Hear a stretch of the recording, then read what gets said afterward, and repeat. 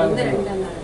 మా పాప అక్కడ ఉండబెట్టి నేను అనుకోని ఇది యాక్సిడెంట్ అయ్యిందో లేదంటే గొడవ ఏదంటే ఇవ్వండి మాట్లాడితే నాకేమో ఇవ్వలేదండి, అవకాశం ఇవ్వలేదు. మీరు రండి ఇక్కడికి అన్నారు.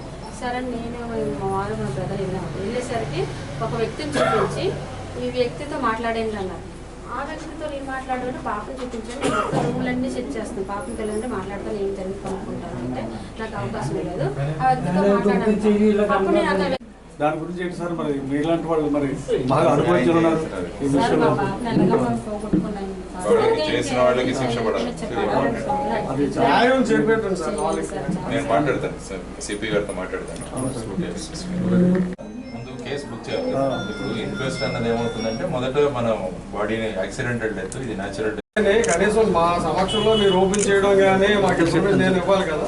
మీరు సాఫ్ చుట్టేసారి ఏంటంటే ఓపెన్ చేయండి, చూస్తాం, అట్లీస్ట్ ఫేస్ అయినా చూడాలి కదా మేము అని చెప్పేసి ఆ ఫేస్ అది చూసా సార్. జనరల్గా నుంచి ఇక్కడ వస్తుంది కదా, ఎక్కడ ఉంది సార్ స్క్రాచ్. అప్పుడు మాకు అనుమానం వచ్చింది. అప్పుడు ఎస్ఐ గారిని పిలిచి సార్ మాకు ఇది ఎంక్వైరీ పెట్టించండి, అనుమానంగా ఉందండి.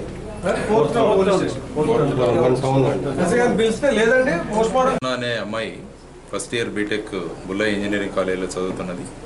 అమ్మాయి ఇంతకుముందు అడ్మిషన్ కోసం ప్రిపరేషన్లో రిజెన్సీ అనే ఒక కోచింగ్ ఇన్స్టిట్యూట్, రిజొనెన్స్ కోచింగ్ ఇన్స్టిట్యూట్లో ఆవిడ చదువుకొని ఆ తర్వాత ఈ కాలేజీలో జరిగింది. ఏ రూమ్లో అయితే అమ్మాయి అక్కడ మృతి చెందిందో ఆ రూమ్ వచ్చేసి ఆ రిజొనెన్స్కి చెందిన ఒక ఫ్యాకల్టీ రూమ్. అందులో ఇద్దరు వ్యక్తులు ఉంటారు. కానీ ప్రత్యక్షంగా చూసిన వాళ్ళు చెప్పడం ఏంటంటే ఆ పరిస్థితులు చూస్తుంటే స్వయంగా ఆత్మహత్య చేసుకోవడం అన్నది సాధ్యం కాదు, కాబట్టి ఇది ఒక కుట్రలో భాగంగా అమ్మాయిని చంపేశారు అన్నది తల్లిదండ్రుల యొక్క డౌట్ కూడా. తర్వాత బాడీని పోస్ట్మార్టం కూడా పంపడం జరిగిందని విన్నాము. పోస్ట్మార్టం రిపోర్ట్ ఇంకా రాలేదు. కాబట్టి అన్ని పరిస్థితులు గమనించి ఖచ్చితంగా ఇందులో ఎవరైతే కుట్రదారులు ఉన్నారో, ఏ కుట్ర ద్వారా ఇదంతా జరిగిందో అది ఖచ్చితంగా బయటికి తీసుకురావాలి. అదేవిధంగా women commission chairman Nannapaneni Rajkumar గారు కూడా రావడం జరిగిందని విన్నాం. ఈ విషయాలన్నీ తీసుకొని సిపి గారి దగ్గర కూడా దాన్ని చేరవేస్తాను నేను ఖచ్చితంగా. ఎందుకంటే ఇవి ఘోరాలు, ఇటువంటి నేరాలు జరగడం అది చాలా పెద్ద, ఒక చదువు చెప్పిన మాస్టర్ రూమ్లోనే ఈ విధంగా జరుగుతుందంటే అది కూడా చాలా నిందనీయం.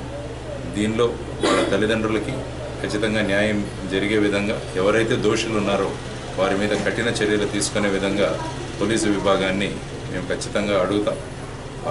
ఇన్వెస్టిగేషన్ పేపర్స్ కూడా చూసి దాంట్లో ఎవరైతే ఇవన్నీ చేశారో తర్వాత క్లూస్ టీం కూడా రావడం జరిగింది, టెక్నికల్ అనాలిసిస్ కూడా జరుగుతుంది. వీటన్నిటినీ జరిగిన తర్వాత ఖచ్చితంగా ఆ అమ్మాయికి ఎవరైతే చేశారో వారి మీద కఠిన చర్యలు తీసుకోవాల్సిందిగా పోలీసు విభాగాన్ని నేను ఖచ్చితంగా సిపి గారిని కోరుతాను.